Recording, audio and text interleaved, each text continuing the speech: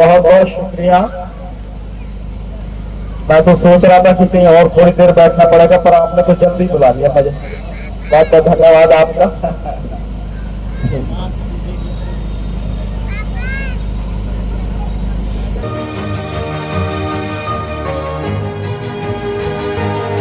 और मैं इसलिए कह रहा हूं, बुरा मत मानना, मानो भी तो भी कोई बात नहीं, हम समझे नहीं।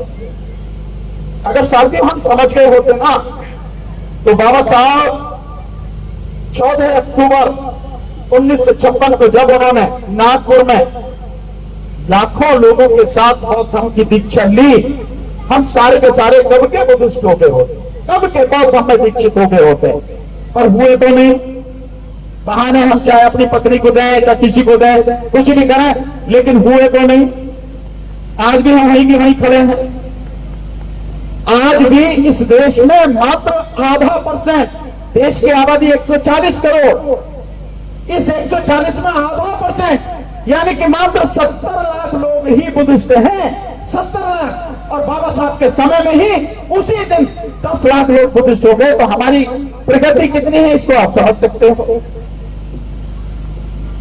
इस चीज को जानने की और समझने की जरूरत है। सब बाबा साहब को समझने की जरूरत है कि उन्होंने किस तरह से लड़ाई लड़ी, किसी को गाली नहीं दी, किसी को थप्पड़ नहीं मारा, कोई लाठी बल्लम नहीं चलाया, लेकिन अपनी कलम से 3500 साल की गंदगी साफ करके चले गए। इस चीज को समझने की जरूरत है साथियों,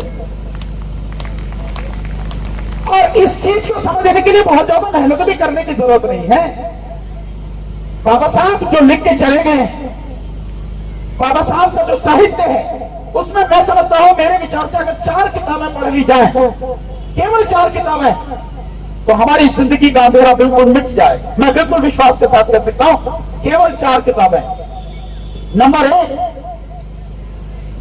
जाति विच्छेद, जाति उन्मूलन, इंग्लिश में जिसे एनिहिलेशन ऑफ कास्ट ये बोलते हैं। इसे पढ़ो अच्छी तरह से और समझो, तो आप समझ जाओगे कि इस देश में जाति का जाल कैसे बनाया, किसने बनाया, कौन है इसके लिए जिम्मेदार, इसे कैसे खत्म करेंगे, आप समझ जाओ।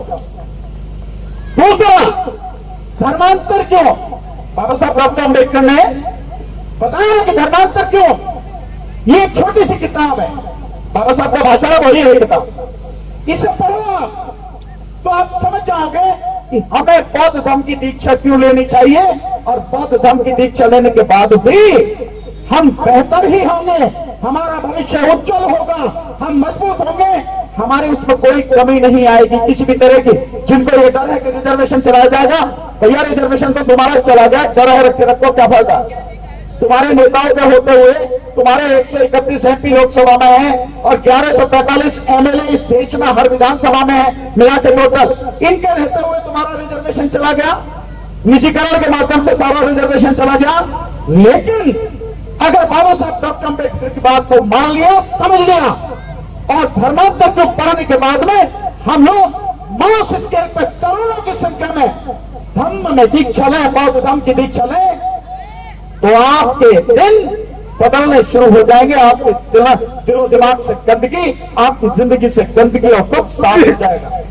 तो ये किताब पढ़नी चाहिए। एक और किताब, और वो किताब है बुद्ध और उनका धर्म। बुद्ध और उनका धर्म बाबा साहब डॉक्टर अम्बेडकर ने लिखी है। इन किताबों को पढ़ो, इन किताबों को पढ़, ज्यादा नहीं पढ़ने की जरूरत। और अगर कोई बहुत ज्यादा समझना चाहता है तो एक और पढ़ ले कि आर्थिक स्थिति किस तरह से है, क्यों बुरी है। उसके लिए रुपए की समस्या बाबा साहब ने लिखी है, बस इसे पढ़ लो।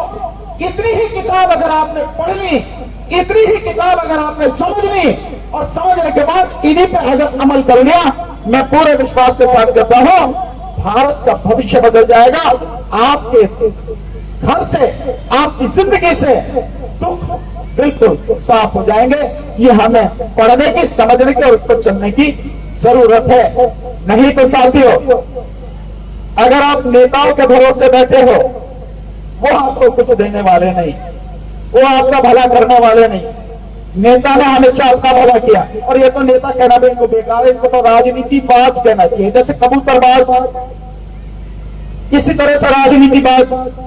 नेता नहीं है ये। नेता होते तो तुम्हें सही रास्ते पर ले जाते, नेता होते तो तुम्हारे लिए संघर्ष करते, नेता होते तो तुम्हारे लिए लड़ते, तुम्हारे हक और अधिकार उनको सुरक्षित रखते। तो मैं तो यही मानता हूं कि नेता नहीं है, एमएलए कह लो, एमपी कह लो, राजनीति बात करो, यही है सब कुछ। और ये जैसे भी है इन्हें कोई फर्क नहीं पड़ता, सरकार में है तो नहीं है तो इधर से उछल के इधर बैठ जाए, इधर से उछल के वहां बैठ जाए, जरा सी देर में कहां पहुंच जाए कुछ नहीं पता। इनके भरोसे मत रहना, इनके भरोसे रहना आत्महत्या करना है। मैं तो इतना ही समझता हूं, अपने भरोसे चलो। बुद्ध ने कहा है ना, अस्तदीपो भव, अपने भरोसे चलो। और अपने भरोसे चलने के लिए आपको पढ़ना पड़ेगा। बाबा साहब डॉक्टर अम्बेडकर ने कहा ना, जिसको सम्मान से जीना है उसे लड़ना होगा, और जिसे लड़ना है उसे पढ़ना होगा। और पढ़ना साथियों, मैंने जो बताया और इसके अलावा जो हमें पढ़ाया वो जननायक मान्यवर साहब काशीराम जी ने, जैसे उन्होंने बताया, जैसे उन्होंने समझाया, जैसे हमें कैडर दिए और कैडर देकर हमें लड़ने के काबिल बनाया, उसी कैडर के माध्यम से हमें पढ़ना पड़ेगा, उसी कैडर व्यवस्था को हमें चालू करना पड़ेगा, लगाना पड़ेगा, लगातार कैडर देने पड़ेंगे, तब जाके वो सुधर पाएगा, तब जाके आप लड़ने के काबिल बन पाओगे। जिनसे आपकी लड़ाई है वो कोई साधारण लोग नहीं है। ये सही बात है कि एक नंबर के बेईमान, ये सही बात है एक नंबर के भ्रष्ट हैं, एक नंबर के झूठे हैं, एक नंबर के षड्यंत्रकारी। लेकिन ये भी बात सही है कि बहुत से काम बुद्धि से करते हैं, तो उस लेवल की बुद्धि हमारे अंदर है, ऐसा नहीं है कि नहीं है हमारे अंदर। हमने तक कर दिए, हमारे बाबा के मुकाबले आज तक कोई पढ़ा लिखा बुद्धि वाला उनमें हुआ नहीं और आगे भी होगा नहीं, मैं इसकी भी गारंटी दे सकता हूं। तो बुद्धि है हमने, बस उसका इस्तेमाल करने की जरूरत है साथी। और अगर हमने उसको इस्तेमाल कर लिया, तरीके से काम कर लिया, तो हम लड़ भी पाएंगे, जीत भी पाएंगे। तो हमें उस लेवल पर तैयारी करनी है। हमारी तैयारी नहीं है कुछ भी, और बिना तैयारी के हम सारे काम करते हैं, नतीजा आपके 3 पाप। इससे बदलो। और मैं आपसे केवल एक ही निवेदन कहना आया, मेरी बात मानो ना मानो ये तो देखो आपके ऊपर है, पर मैं आप हो तो आपसे कह दे रहा हूं। और मैं ये मानता हूं कि जितने लोग इस समय यहां बैठे हैं, जितनी माताएं, बहनें, बच्चियां, जितने बुजुर्ग, नौजवान साथी, जितने यहां बैठे हो, अगर इसके आधे नहीं चौथाई लोग भी मेरी बात को समझ गए और समझ के बाबा साहब के बताए रास्ते पर चलना शुरू कर दिया, बदलाव आपको दिखने लगेगा साथी, लगातार आपको बदलाव दिखेगा। तो मैं तो आपसे सिर्फ इतना ही कहूंगा साथियों, हम कम से कम अगले 5 साल के लिए, कम से कम अगले 5 साल के लिए इस तरह के फंक्शन बंद कर। मेरी बात से सहमत नहीं भी हो सकते, बुरी भी लग सकती, और मैं ये कहूंगा हमें ऐसे फंक्शन बंद कर देने चाहिए, ऐसे नाच गाने बंद कर देने चाहिए। दुश्मन बहुत शातिर है, कितना शातिर है आप इसका अंदाजा लगा लीजिए। एक उदाहरण से समझाता हूं, 2024 के चुनाव में देश की जनता ने मोदी के विरोध में जबरदस्त तरीके से वोट दिया। तभी जो 400 का राज गाता था वो 240 पर टिक गया, और 240 में भी बेईमानी से, क्योंकि लगभग 5.25 करोड़ वोटों की बेईमानी की गई। उसकी वजह से 89 सीटें 89 सीटें मोदी ज्यादा जीत के आया। अगर वो बेईमानी नहीं होती, लगभग 5.25 करोड़ वोट की, तो मोदी 160 पे टिक गया होता और अपने आप देश छोड़कर भाग गया होता। लेकिन बेईमानी से 240 आए, और उसके बाद जो बेईमान नेता है, चाहे उसमें नीतीश कुमार का नाम लो, चाहे नायडू का नाम लो जो अपने स्वार्थ के लिए है, चाहे जिसका भी नाम ले लो, ये सारे के सारे अपने स्वार्थ के लिए है, जनता की इन्हें कोई परवाह नहीं है, उसके साथ लगे हुए और उसकी सरकार चल रही। अब इसके बाद देखिए, हरियाणा में चुनाव हुआ, 14 लाख वोटें बढ़ाई, 14 लाख वोटें बढ़ा के 20 सीटें ज्यादा जीत के हरियाणा में सरकार बढ़ा ली। बाकी विपक्षी पार्टियों ने क्या किया? कांग्रेस वाले गए इलेक्शन कमीशन के पास, भैया ये हमारी दिक्कत है सुन ले। अब जो गर्दन काट रहा है, जो इस बेईमानी शामिल है, तुम उसी के पास गए हो, कोई गर्दन बचा लो तो तुम्हारी गर्दन बचा लो भाई, वो तो गुलामी कर रहा मोदी की। और जब तक है बैठा हुआ मोदी की गुलामी करेगा। किससे मांग रहे हो तुम जनता के बीच में क्यों नहीं जाते? और उसके बाद में महाराष्ट्र का चुनाव हुआ, सबका सुपड़ा साफ जब भी आपने देखा था। उसके बाद में उसके हौसले बहुत बुलंद मोदी के, बहुत ज्यादा। और अब उसकी निगाह है बिहार के चुनाव पर। मेरा अपना विश्वास है, मेरा अपना आकलन है, केवल विश्वास नहीं आकलन, कि बिहार के चुनाव में इस बार नीतीश कुमार के साथ मिलकर नीतीश कुमार की राजनीति हमेशा के लिए समाप्त करेगा और अपने दम पर बिहार में बीजेपी सरकार बनाएगी। और उसके बाद उसकी निगाह केवल एक है, वो है उत्तर प्रदेश। और उत्तर प्रदेश का चुनाव 2027 का अगर वो जीत गया, कोई उसे रोक नहीं पाएगा। और उस चुनाव को जीतने के लिए जो भी कुछ हो सकता है वो सब किया जाएगा। पर हम लोग अगर उत्तर प्रदेश के चुनाव में उसे रोक पाए तो फिर बीजेपी खड़ी नहीं हो पाएगा। मेरा विश्वास है, मेरा आकलन है। और मैं यही कहूंगा आप सबसे कि हमें उसकी तैयारी करनी चाहिए कि हमें इसके बढ़ते हुए काफिले को हर सूरत में उत्तर प्रदेश में रोकना है, इसको घुटनों पर लाना है।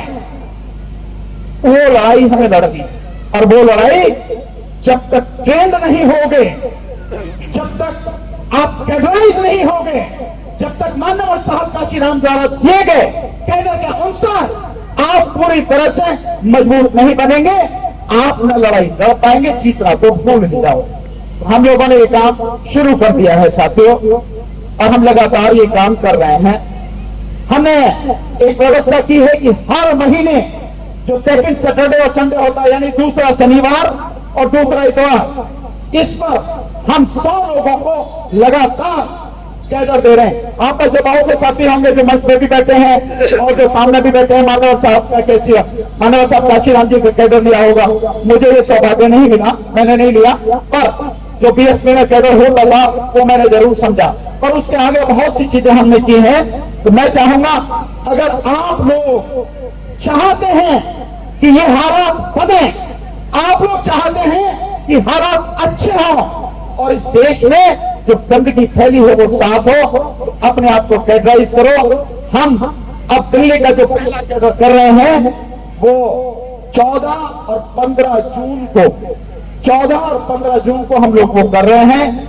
जो भी साथी उसमें कैडर लेना चाहते हैं, कम से कम 15 दिन पहले अपना सारा बायोडाटा सब कुछ हमें भेजें, और उसके बाद हम जितने भी साथी सेलेक्ट करके वो कैडर करेंगे, तभी हम लोग लड़ने के काबिल होंगे और लड़ पाएंगे।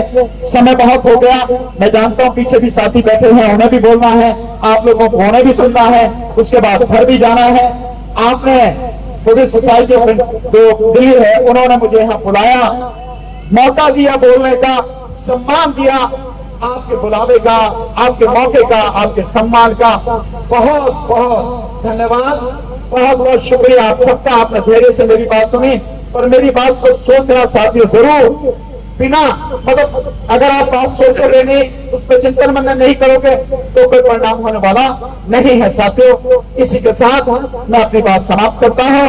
आप सबसे भी और आप सबसे मैं विदा भी लेना चाहूंगा, क्योंकि मुझे और बहुत काम करने हैं साथियों। इसीलिए आप सबको मेरा बाबा साहब के जन्मदिन की और राष्ट्रपिता ज्योतिबा फुले जी के जन्मदिन की एक बार बहुत बहुत बधाई। आप सभी को नमो बुद्धाय, जय भीम, जोहार, आदाब, सत श्री अकाल, नमस्कार। हमारे चैनल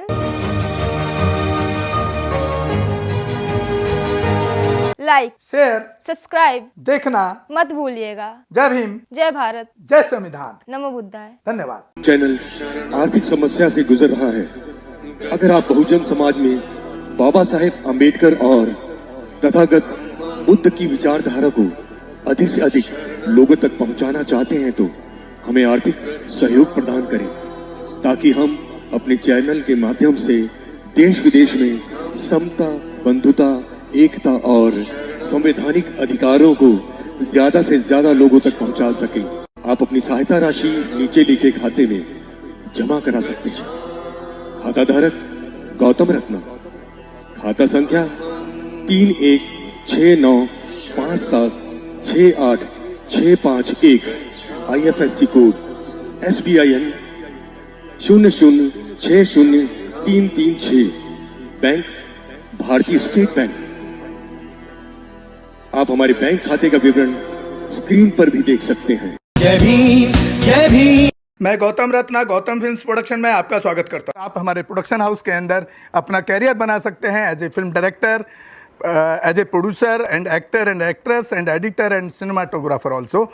अगर आपको फिल्म से रिलेटेड कुछ भी प्रोजेक्ट आपको बनवाना है तो हमारे पास में पूरा सेटअप है, जिसमें फिल्म कैमरा है, शूटिंग लाइट्स है और एडिटिंग है। सारा A to Z एक ही जगह पर आपको हमारे यहाँ पर मिल जाएगा। तो दोस्तों आप हमें कांटेक्ट कर सकते हैं हमारे नंबर्स पर 9810085714।